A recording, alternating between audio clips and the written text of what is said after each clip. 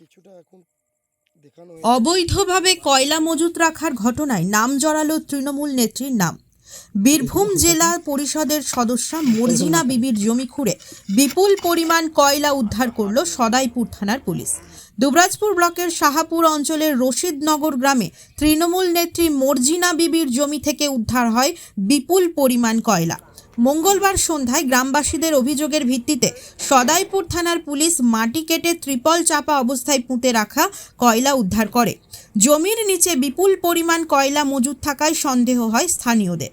এরপরই তারা খবর দেন সদাইপুর থানায়। পুলিশ গিয়ে মাটির নিচ থেকে উদ্ধার করে কয়লা। তবে কয়লা মজুতের অভিযোগ সম্পূর্ণভাবে অস্বীকার করেছেন মর্জিনা বিবি। ঘটনার তদন্ত শুরু করেছে সদাইপুর থানার পুলিশ। নিতাই চক্রবর্তীর রিপোর্ট, নিউজ বার্তা। দিদি নমস্কার। হ্যাঁ ওই নমস্কার। অভিযোগ আসছে যে আপনার মানে বাড়ির খামার বাড়ি থেকে কয়লা মজুদ ছিল বিশাল পরিমাণ, সেই কয়লাটা উদ্ধার হয়েছে, কি বলবেন এই বিষয়ে?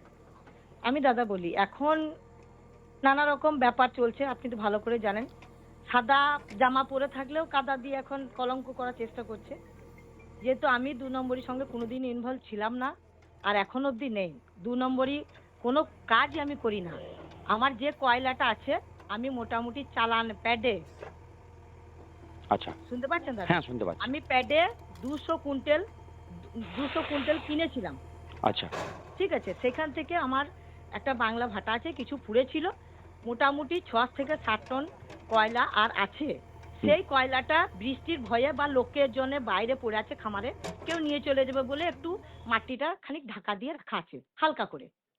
আচ্ছা, এখন কিছু লোক উস্কোইছে থানাতে বলে বা বাইরে লোককে দিয়ে যে এরা 2 নম্বরি করে প্রচুর কয়লা পুঁতে রেখেছে, কিন্তু একদম ফালতু কথা, একদম মিথ্যে কথা। আপনারা দরকার হলে ভেরিফাই করুন, আমার কাছে চালান আছে, প্যাড আছে, আমি দেখাতে রাজি আছি, কোনো অসুবিধা নেই। আচ্ছা দিদি, অভিযোগ যেটা যে কয়লাটা মাটির নিচে কেন রাখতে হলো? মাটির নিচে মাটির নিচে নয়, মানে পালিয়ে যাবে তো নিয়ে, একদম অনেকটা দূরে আমরা পুকুর পাড়ে রাখা আছে, পুকুর পাড়ে ভাটার ওখানে রাখা আছে। ওখান থেকে সবাই একটা করে চাপ যদি নিয়ে চলে যায় সব চলে যাবে। ওই জন্য সাইডটা আমাদের মাটির মানে ইট ভাটার করার জন্য মাটিগুলো কাটা আছে, ওইখানটাতে রেখে একটু মাটি উপরে ঢাকা দেওয়া আছে হালকা করে। কয়লার পরিমাণটা কত? ওই মোটামুটি 7-8 টন হবে। এটা কি আপনার হাজবেন্ডের নামে চালান আছে? চালান আমার হাজবেন্ড এবং বন্ধুর বুলু মৌলবি, ওর নামে আছে। আমাদের দুজনে মিলে কিনা হয়েছিল কয়লাটা। আচ্ছা, সারা পশ্চিমবাংলার মানুষ জানে যে তৃণমূল কংগ্রেসের যারাই নেতৃত্বের জায়গায় আছে তারা কিছু না কিছু চুরির সঙ্গে যুক্ত। মর্জিনা বিবি কিছু না পেয়ে একজন মহিলা হয়ে তার স্বামীর দ্বারা যেটুকু এসেছে সেটুকু মাটির গর্তের নিচে ঢুকিয়ে রেখেছে এবং অবৈধ ব্যবসার সঙ্গে যুক্ত।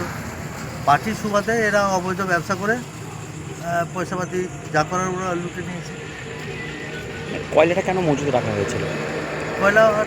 কয়লাটাই ওদের অবৈধ ব্যবসা। সেন্ট্রাল গভর্নমেন্টের যেহেতু সম্পত্তি সেগুলো লুটে খেতে হবে, এটাই তো ছিল তৃণমূলের কালচার।